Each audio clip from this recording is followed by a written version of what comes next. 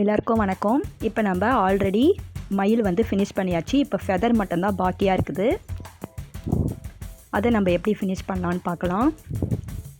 இதுக்கு நான் light green கலரை இந்த மாதிரி சில்க் த்ரெட் எடுத்துருக்கிறேன். அதில் நான் ரிங் நாட் ஸ்டிச் வந்து போட போகிறேன். ஃபுல்லாகவே நான் போடுற மாதிரியே போட்டுக்கோங்க.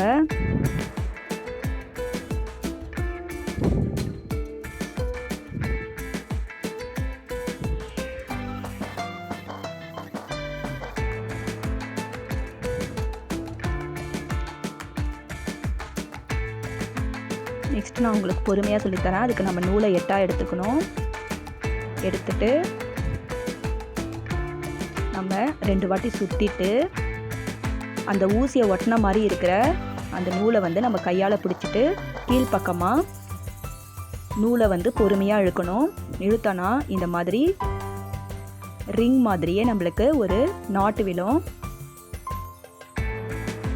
இந்த மாதிரி போட்டு நான் மற்ற இடத்தையும் ஃபினிஷ் பண்ணிக்கிறேன்.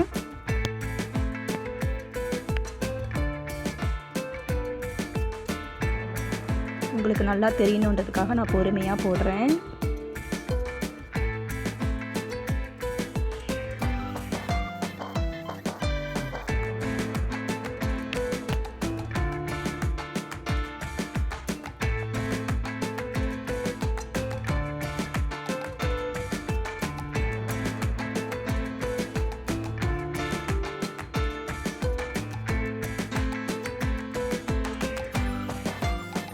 அவ்வளோதான்.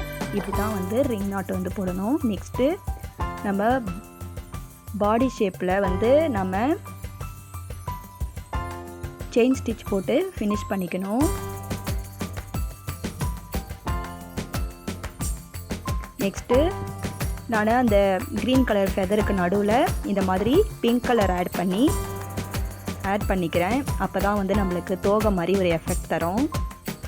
அதே ரிங் நாட் ஸ்டிச் தான் போட்டிருக்கிறேன்.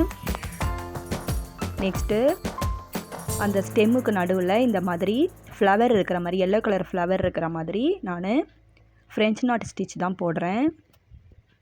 அவ்வளோதான், ஃபினிஷ் பண்ணியாச்சு. இப்போ நடுவில் ஸ்டோன்லாம் ஒட்டிக்கணும் தோகைக்கு நடுவில். அவ்வளோதான், முடிச்சாச்சு. இதை மாதிரி நீங்களும் வீட்டில் ட்ரை பண்ணி பாருங்கள். Thank you so much.